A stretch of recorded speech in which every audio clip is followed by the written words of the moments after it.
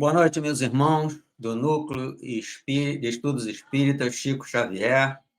Sempre aquela alegria, né, de estarmos aqui em mais essa oportunidade para mais um momento de estudos, de reflexões, né? E como o tema é um tema de escolha livre, né, nós preparamos para a noite de hoje um estudo que vai falar sobre a fé que transporta as montanhas, que é do capítulo 19 do Evangelho segundo o Espiritismo, né? Nós vamos nos ater aos itens de estudo 6 e 7, que fala a fé religiosa, condição da fé inabalável. Esse vai ser o nosso estudo da noite de hoje. Mas antes, vamos então nos preparar, elevando o nosso pensamento ao nosso divino Criador, rogando a Ele as bênçãos e os amparos para todos nós que estamos conectados nessa frequência, rogando também, através da nossa prece, o socorro dos socorristas do espaço para o momento de dificuldade que os nossos amados irmãos do Rio Grande do Sul sofrem com as enchentes. Que o nosso Pai de misericórdia ampare a todos nesse momento de dificuldade e que, efetivamente, né, a fé possa movimentá-los para reverterem todo esse processo de dificuldade e sempre agradecer ao Pai, porque tudo que vem dele tem um objetivo, e certamente há um objetivo do Pai diante desse momento de dificuldade para os nossos irmãos. Que eles sejam amparados e atendidos pela falange de obreiros espirituais encarregados dessas questões de dificuldades, principalmente dos fenômenos naturais, para que eles possam restabelecer a tranquilidade, o equilíbrio, através da fé e a reconstrução de todas as dificuldades, de todos os empecilhos que vieram a ter diante dessa catástrofe. Que Deus os abençoe, os guarde, que nos ampare nessa noite de estudo e que essas nossas reflexões possam fortalecer também a todos nós que, embora distante, estamos acompanhando todo esse momento de dor desses nossos irmãos. Que o Pai de misericórdia nos abençoe e guarde. Que assim seja. Queridos irmãos, vamos então iniciar aqui o nosso estudo, né?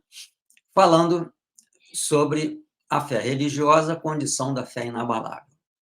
Vamos iniciar lá no item 6, que diz o seguinte: do ponto de vista religioso, a fé consiste na crença em dogmas especiais que constituem as diferentes religiões. Todas elas têm seus artigos de fé. Sob esse aspecto, pode a fé ser raciocinada ou cega. Nada examinando, a fé cega aceita sem verificação, assim, o verdadeiro como o falso. E a cada passo se choca com a evidência e a razão. Levada ao excesso, produz fanatismo. Em assentando no erro, cedo ou tarde demonstra somente a fé que se baseia na verdade vai garantir, né, o futuro, porque nada tem a temer do progresso das luzes, dado que o que é verdadeiro na obscuridade também o é a luz meridiana. Cada religião pretende ter a posse exclusiva da verdade. Preconizar alguém a fé cega sobre um ponto de crença é confessar-se impotente para demonstrar que está com a razão. Então, esse é o nosso item 6 e vamos desenvolver aqui o nosso comentário. nós sabemos que as religiões, né, como diz o texto aqui, elas têm a sua as suas os seus artigos de fé, né. Cada uma tem os seus artigos de fé. E, dentro desses artigos de fé, essa fé ela pode ser raciocinada ou cega. Esse tempo, né, de fé cega, ele varou os séculos, até o advento da vinda do espiritismo, que veio exatamente confrontar esse questionamento através da fé, fazer o questionamento através da fé raciocinada, né?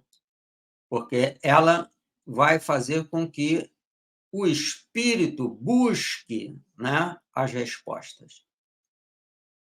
E, normalmente, independente do credo ou da religião das pessoas, as perguntas são sempre as mesmas, né?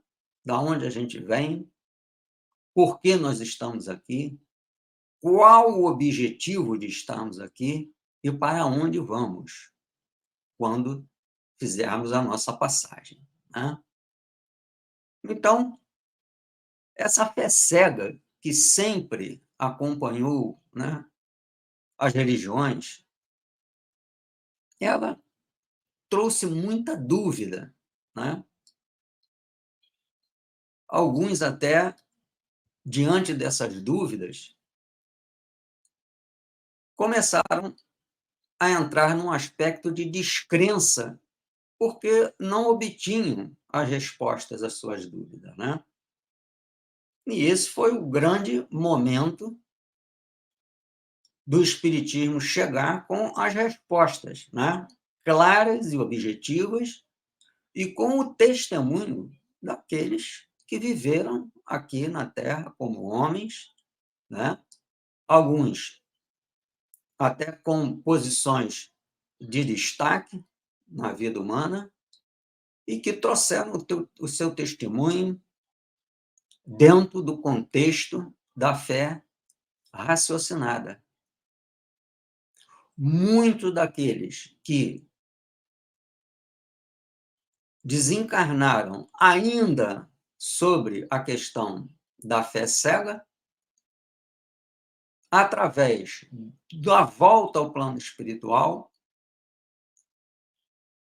reverteram os seus pensamentos exatamente pelo testemunho que deram e dão até hoje de questionar a sua vida, os momentos que tiveram nas suas vidas e que levaram muitos deles a cometer equívocos, né? E, já despojados da matéria no plano espiritual, com seus tutores no plano espiritual, começaram a ter uma visão diferenciada. E esse preparo já foi feito na encarnação, muito embora tivessem a encarnação até o fim dentro de um aspecto ainda muito fechado nesse aspecto de fé, sem essa abertura, né, que a doutrina espírita veio proporcionar aos seus adeptos. Hoje, nós ainda convivemos com um processo muito forte, né, de antagonismo, principalmente a qualquer linha religiosa cristã. Estamos vivendo um momento muito difícil, meus irmãos, onde existe um grupo, né, de espíritos que tem como objetivo exatamente alijar do conceito de fé as questões de religião, seja ela qual for. E a grande maioria das religiões, elas estão dentro do contexto cristão. A grande maioria delas. É um percentual significativo, seguindo o ensinamento cristão. que é a base que nós temos de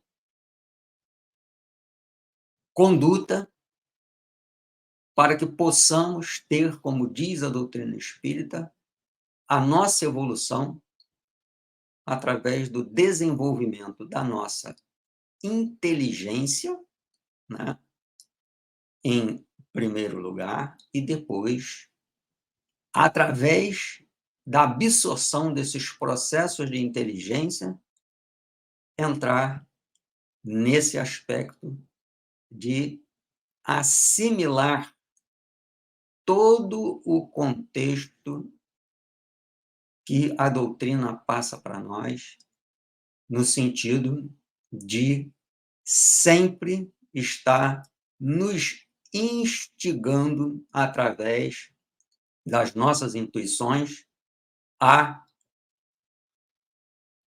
o exercício moral.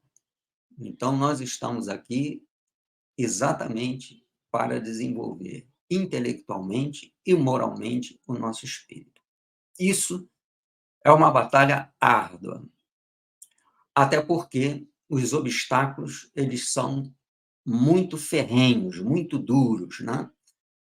E eu, particularmente, tenho contato com irmãos de diversas religiões, católica ortodoxa, né? Protestantes. Nós convivemos dentro de um aspecto de respeito mútuo e todos eles testemunham a dificuldade que todos estão passando diante do momento em que nós estamos vivendo, né? Um momento de completa descrença, né? Em tudo, onde existe desconfiança em tudo, né? E, com isso, a gente fica na contramão do ensino básico, né? Que Jesus veio passar para todos nós, que é a gente estar tendo todo esse contato com o nosso Pai amoroso e bom, o Deus de justiça e de bondade, através exatamente dessa confiança que a fé transmite a nós, fortificando a nossa fé. Esse é um ponto significativo e que nós precisamos exatamente estar nos esforçando e dando esse testemunho de confiança em Deus. Porque quando nós confiamos em Deus, a gente sabe que a providência está ali nos preparando, né? Nos qualificando para as etapas que virão a seguir. Muitos desses irmãos que eu tenho em contato são aversivos, né, à questão da reencarnação, que é até um dogma, entre aspas, único da doutrina espírita, porque ela não tem dogma, até porque a questão da reencarnação ela é testemunhada constantemente, não só nas casas espíritas, também através dos fenômenos espirituais, onde muitas das vezes alguns espíritos até se materializam, voltam ao estado material e dão os seus testemunhos que vão, de alguma forma, fortificar a fé naqueles que já desenvolveram ela. Porque o fato de você ver um espírito materializado não vai lhe dar um passaporte de crença e de fé, né? Muitas das vezes as pessoas veem uma série de coisas, né? Uma série de coisas acontecem nas suas vidas, num sentido de exatamente ter esse esclarecimento quanto às questões de religiosidade, e mesmo assim elas continuam na sua persistência de desconfiar de tudo. Exatamente porque o preparo que foi feito, né, não foi um preparo adequado. Por quê? Porque ele se calcou todo numa fé cega, sem explicação. E os irmãos ficam sem resposta. Essa é a grande questão. Nós temos um exemplo de um irmão nosso que conviveu conosco, já desencarnado, não há muito tempo, Hermínio Corrêa de Miranda, que ele foi um dos que passou por esse processo, e já tinha uma certa idade. Há exemplo de Kardec também, que começou a movimentar os seus estudos já com uma certa idade, né? Então, o Hermínio, ele chegou num ponto em que ele ficou numa encruzilhada que ele não sabia para onde ia, né? Eu não tenho mais rumo, essa que é a realidade. Até que ele encontrou um amigo espírita, ele fez os questionamentos, disse que estava numa situação que ele não acreditava em mais nada, né? Não sabia o rumo que ele ia tomar, e esse amigo chegou para ele e disse: Hermínio, eu vou, sabendo que o amigo era espírita, ele pediu socorro, tem alguma coisa que eu possa ler para que você me indique? E ele já, de cara, já passou por Hermínio o Pentateuco da doutrina espírita. Aí você vai iniciar aí os seus estudos e logo, logo, logo o Hermínio se converteu ao espiritismo e foi um dos grandes espíritas aí, com uma participação efetiva, principalmente nos estudos, nos seus testemunhos, né? E em todo o processo que ele fez de colaboração, né? E com algumas obras que se tornaram basilares dentro da doutrina espírita e que nos auxiliam muito até hoje, destacando O Diálogo com as Sombras, que é um livro que todo espírita deveria consultar. Então, voltando ao nosso pensamento, meu irmão, no item 7, nós vamos ver o seguinte: disse que a fé não se prescreve. E realmente, você não pode prescrever a fé para ninguém, né? Então, isso vai resultar o quê? De onde resulta alegar muita gente que não lhe cabe a culpa de não ter fé. Sem dúvida, a fé não se prescreve. Nem o que ainda é mais certo, ela não se impõe, né? A gente não pode impor a fé a ninguém. Isso é uma conquista do espírito. O espírito precisa conquistar isso, né? Então, ela se adquire e ninguém há que esteja impedido de possuí-la, nem mesmo os mais refratários. Isso aí. O nosso próprio irmão Hermínio Corrêa de Miranda sempre foi muito cético diante de muitas coisas, né? Até ele tomar contato com a fé raciocinada que fez ele pensar, fez ele questionar sobre as coisas, né?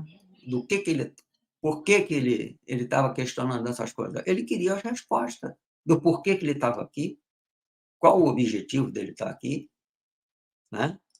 E o que ia acontecer com ele quando ele fizesse a passagem dele. Então, ele obteve as respostas, né? Então, isso é muito importante e significativo para todos nós. Essa busca é exatamente aquilo que vai consolidar a fé em nós. Isso é um processo. Ninguém vai obter uma fé, como a gente está no estudo aqui, inabalável, né? Que ela é exatamente essa fé religiosa. E a nossa doutrina ela está naqueles nas três colunas básicas, né? Que é a ciência, a filosofia e a religião. Então, ela tem uma vertente religiosa, embora ela seja uma doutrina, mas ela tem um conceito para que as pessoas possam desenvolver o seu aspecto, né, de religiosidade, ou seja, aquilo que o espírito já adquiriu. aquilo que ele já tem de potencialidade, né? E que muitas das vezes ele precisa somente quando ainda, né, está encarnado e não teve esse norte, basta esse contato e ele já vai assimilar com facilidade os aspectos de esclarecimento que a doutrina faz. E foi exatamente o que aconteceu com Hermínio Corrêa de Miranda, até porque disse nos estudos, né, testemunhados inclusive pela sua filha, Ana Maria Chiarelli de Miranda, que o nosso querido Hermínio Corrêa de Miranda teve uma personalidade no passado muito próxima de Allan Kardec, conviveu com Allan Kardec. Então, o que ele fez? Tanto é que quando o colega deu os livros a ele da doutrina, e ele leu, começou a ler, ele disse, poxa, parece que eu já tenho conhecimento disso, que eu já ouvi isso. Isso ele falando com ele mesmo, a filha dá esse testemunho. Ele conversando com os familiares, ele disse que aquilo parecia para ele já uma coisa conhecida. Então, isso aí já é. Então, o quê?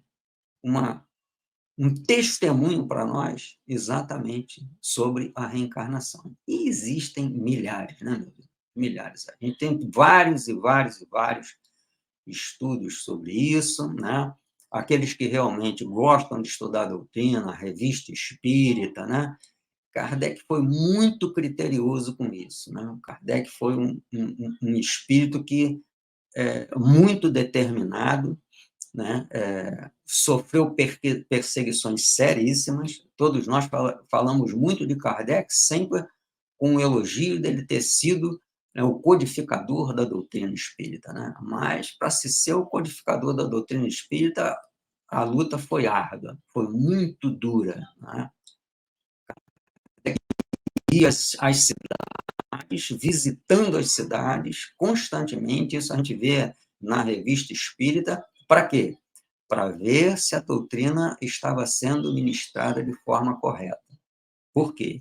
Porque as interferências que nós vemos, inclusive no nosso presente agora, elas existiam também na época dele, e eram muito mais ferrenhas, muito mais duras do que hoje, né? Hoje os espíritos já estão um pouco mais abertos, né? Muito embora ainda haja muita falta de crença, né, nas coisas principalmente divinas, né? As crenças que existem hoje, elas estão calcadas em outro setor, né, que é o que movimenta o mundo atual. Ela está totalmente calcada na materialidade, coisa que o Espiritismo tem como norma exatamente demover o espírito desse aspecto de valorização das coisas materiais. Vivendo num planeta que ainda é necessário estarmos dentro de uma matéria física, né? Temos uma série de necessidades que ainda nos movimentam a algumas situações que precisamos, né, lutar intensivamente pela nossa sobrevivência, por coisas materiais. Mas os espíritos nos alertam para uma coisa: esses aspectos, né, materiais, eles têm que ser vistos por nós, né, como instrumentos da nossa passagem. Eles não podem ser o aspecto principal da nossa existência, porque aí nós vamos estar na contramão, novamente, de tudo aquilo que o Mestre Jesus nos ensinou. Não é? E que é um ponto de fé claudicante nos tempos de hoje. Por quê? Ao aparecer uma dificuldade, né, exatamente dentro desse aspecto material, a pessoa se desespera. Por quê? Porque não tem a base, né. Então, quando nós temos a base, nós sabemos opor resistência a toda a dificuldade que se apresenta. Muitas vezes, dificuldades seríssimas, que vão ser um teste árduo na nossa existência. Mas é preciso força de vontade. É o teste que nós vamos ter exatamente se nós estamos no caminho certo desse exercício da fé e da fé raciocinada, aquela que vai nos mostrando o porquê disso tudo. E logo que a gente supera esse momento que, como a espiritualidade nos diz, ele é transitório, né? E quando a gente opõe a resistência correta, né, dentro da fé raciocinada, nós vamos compreender à frente exatamente isso, que o Pai Celestial estava exatamente nos testando para saber se nós estávamos sendo o aluno realmente interessado nas coisas divinas, nas coisas de Deus, né? Se nós estamos realmente conectados, né, com essa força superior que é a divindade, né? Porque ela é que nos sustenta, né? Seguindo, em certas pessoas, a fé parece de algum modo inata. Ela já vem, né? É o aspecto que nós citamos do Hermínio. Ele já tinha uma base de outras existências. E o que que acontece? Uma centelha só vai bastar para desenvolvê-la.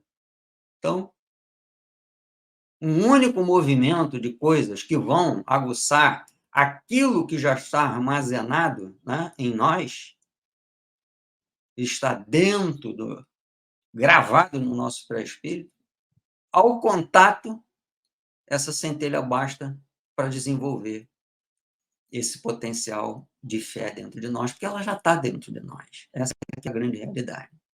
Essa facilidade de assimilar as verdades espirituais é sinal evidente de quê? De anterior progresso. Então, o espírito já vem, né, dentro dessa constância. Isso é uma constância, é o processo que nós falamos inicialmente. Então, as nossas oportunidades, né, de mudarmos de roupa, né, que são as nossas estruturas físicas, né, à medida que o espírito vai exatamente se fortificando nessa busca, né, da fé, da verdade, né, postulando os aspectos de verdade, porque a única verdade que existe é Deus. Ele é a verdade absoluta, né? Ele é que realmente traz os aspectos de verdade e nós, como co-criadores, estamos inseridos dentro desse conceito também de verdade. Por quê? Porque estaremos em contato com ele através desse desenvolvimento da fé em nós. Então, vimos então a questão dessa centelha, quando esse processo vem inato, a gente já traz ele conosco, né? E em outras pessoas, ao contrário, elas dificilmente penetram. E isso representa o quê? Sinal não menos evidente de naturezas retardatárias. Quer dizer, não houve aquela vontade de querer, como diz o Evangelho, né? Aquela vontade de realmente buscar as respostas e, através da busca dessas respostas, consolidar no espírito a fé inabalável, que é para onde nós temos que ir, né? Buscar, através desse processo, a fé inabalável. Então, as primeiras aquelas inatas, né, já creram e compreenderam, né? Trazem ao renascer a intuição do que souberam. Estão com a educação feita. As segundas, né, tudo tem de aprender. Estão com a educação por fazer. Ela, entretanto, se fará. E se não ficar concluída nesta existência, ficará em outra. Então, esse é o processo o quê? Exatamente da doutrina espírita no seu ensinamento, através das reencarnações sucessivas. Para quem, né, é um opositor a isso, não vai haver explicação, não é? É como a gente viu aqui. O processo de aprendizado, né, ainda está retardatário, ainda tem tudo a aprender. E outros têm maior facilidade porque já trazem essa bagagem, né? Então, a resistência do incrédulo, seguindo o estudo, devemos convergir, muitas vezes provém menos dele do que da maneira por que lhe apresentam as coisas. Então, é menos dele do que as coisas se apresentam. A fé necessita de uma base. Está aí o que a gente falou sempre, a base. Isso é o principal. A base que é o quê? O que nós falamos já anteriormente, a inteligência perfeita daquilo em que se deve crer, né? A cega chega para você e diz que você tem que crer, ou uma imposição para você. A fé inabalada, raciocinada, ela vai fazer o quê? Que você busque ela. Você precisa compreender a fé, né? Para que você tenha a certeza nela. E para crer, não basta ver. Falamos disso aqui. Não basta você ver. Às vezes você vê fenômenos, vê uma série de coisas que estão claras para você e aquilo ali terminou. A pessoa chega para você, você viu? Você conseguiu crer naquilo? Não. É assim que a coisa funciona. Por quê? Porque não existe base, né? Os alicerces aí são aqueles da casa construída ainda na areia. Não tem uma base, né? Não tem uma sustentação, não tem alicerce. Então, esse alicerce é o processo das encarnações sucessivas, que é a questão básica da doutrina espírita, que é a crença na reencarnação. Então, não basta você crer, não basta você ver, é preciso, sobretudo, compreender. Então, nós precisamos ter a compreensão de todos esses ensinamentos que chegam até nós. Compreender, para que você, dentro dessa compreensão, você esteja alinhado, né, à sua potencialidade construída através das reencarnações. Hoje estamos encarnados aqui em contato com a doutrina espírita. Não temos um passaporte que, em uma encarnação futura, nós estejamos novamente em contato com a doutrina espírita. Isso não nos dá nenhuma certeza, não é? Muito embora nós tenhamos o testemunho da espiritualidade que já existem espíritos que vêm reencarnando com uma certa frequência dentro do caminhar na doutrina espírita, né? Eles chamam dos espíritos espíritas, né? Então, estão ali dentro desse processo. Mas isso aí, muitas das vezes, dependendo da nossa necessidade espiritual, dos nossos compromissos do passado, poderemos estar numa outra vertente religiosa no futuro. Mas aí vem o questionamento, mas aí, Kleber, como é que fica, então?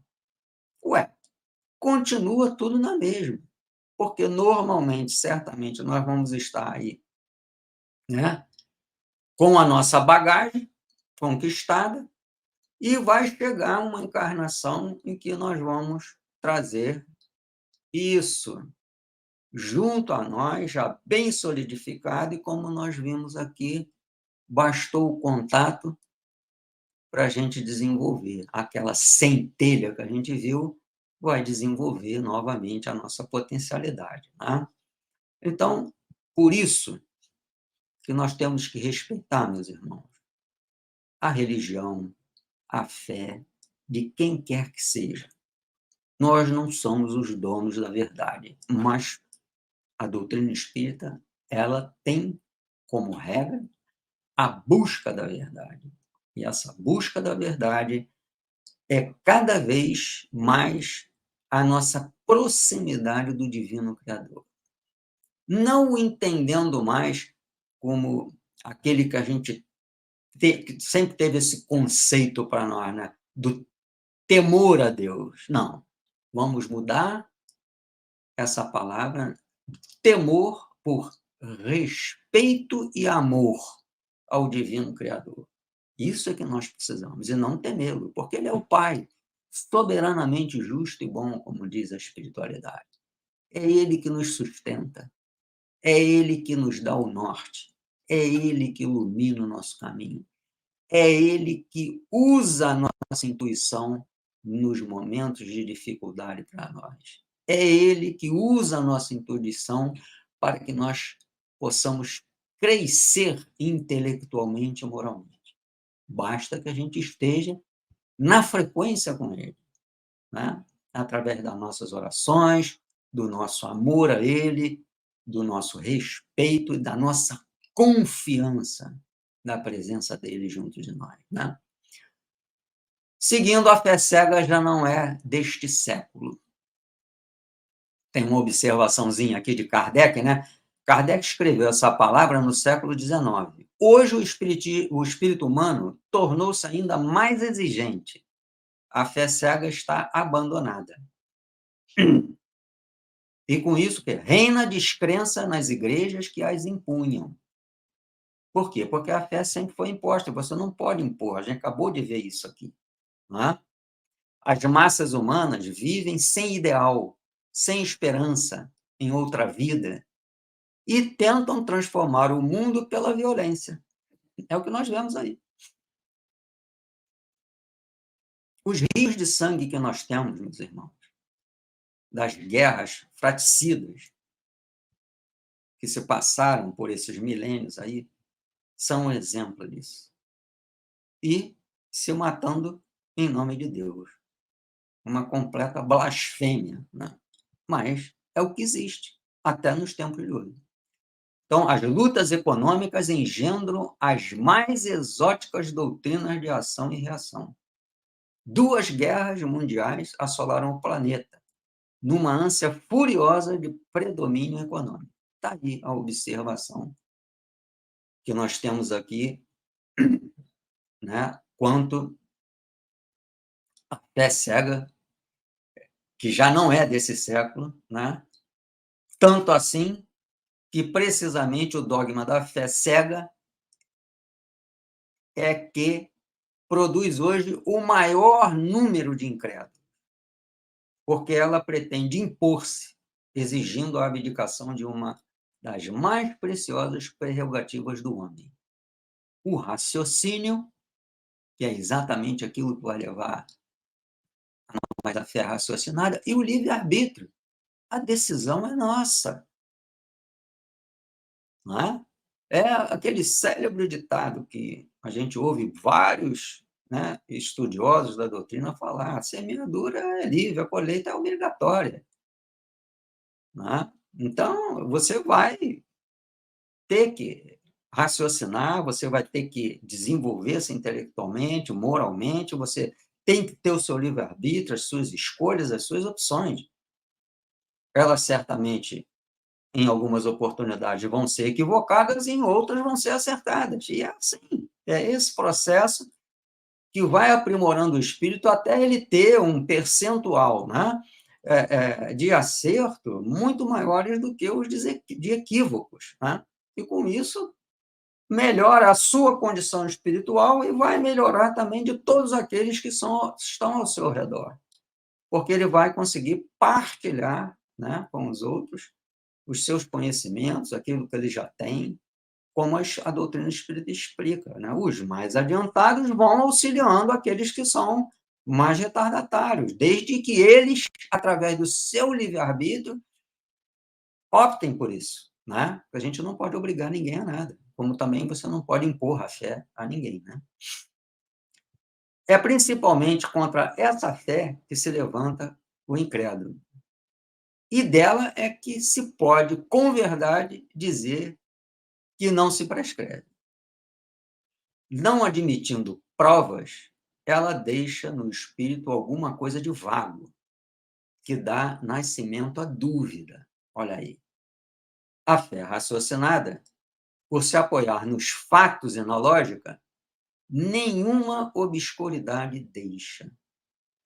A criatura, então, crê porque tem certeza e ninguém tem certeza senão porque compreendeu. Eis porque não se dobra. Aí vem aquela célebre frase da doutrina, né? Fé inabalável só o é a que pode encarar de frente a razão em todas as épocas da humanidade. A esse resultado conduz o Espiritismo pelo que triunfa da incredulidade, sempre que não encontra oposição sistemática e interessada. Então, essa última frase do nosso estudo aqui, ela passa para nós exatamente a batalha árdua que temos que enfrentar. Mas é exatamente essa batalha, meus irmãos, que vai levar a nós ao chamado desenvolvimento intelectual e moral. É o que a espiritualidade espera de nós. Os nossos tutores, encarregados das nossas encarnações. É o que o Pai amantíssimo, amoroso e bom deseja para todos nós.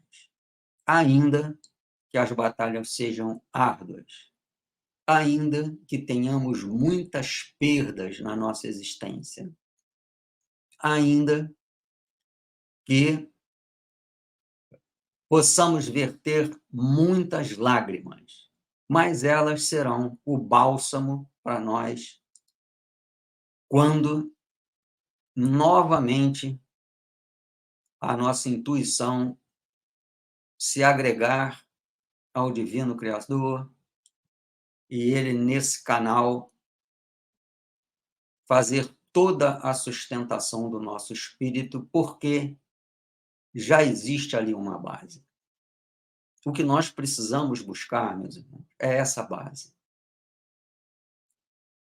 No mundo de hoje, essa preponderância acentuada da materialidade, que eu cito sempre, é exatamente o nosso grande adversário. E principalmente quando o nosso espírito se apega muito a isso. Aí é a grande batalha. Não é contra exércitos, é contra nós próprios. Porque se militarmos nessa rota, certamente as dores serão muito grandes. E nós vamos, como a gente viu aqui, ficar desiludidos, desesperançosos, né? Não crendo em nada e sem rumo. Então, é preciso que a gente intensifique os nossos esforços. Os espíritos sempre dizem que quando vier no nosso pensamento alguma intuição que não condiz com os caminhos que a doutrina ensina a nós, que nós devemos impor resistência ferrenha contra isso. E o que é impor resistência ferrenha contra isso? É entrarmos em oração, no orai e vigiai, ter a oportunidade de ler bons livros, com mensagens de encorajamento, de esperança, né? De propósitos otimistas, para que nós possamos superar as dificuldades. É isso que nós estamos precisando no momento de hoje. Então, que Deus possa nos abençoar e nos guardar nesses momentos que estamos vivendo no nosso planeta, onde nós rogamos à espiritualidade o amparo, a proteção, para que possamos seguir nessa busca constante, com muito empenho, com determinação nos nossos espíritos, para que possamos, ainda que em menor número, formar a nossa corrente fraterna de amor universal, porque ela é que é a força de sustentação em todas as religiões, quando essa conexão se faz com o Divino Criador, para que nós possamos juntos, fortes e confiantes, com a nossa fé viva e ardente, superar esses obstáculos. Então, que o Pai de justiça, de bondade e de verdade nos ampare hoje e sempre. Que assim seja. Um beijo no coração de cada um de vocês. Fica aqui o meu abraço fraterno e até uma próxima oportunidade, se Deus assim permitir. Até mais.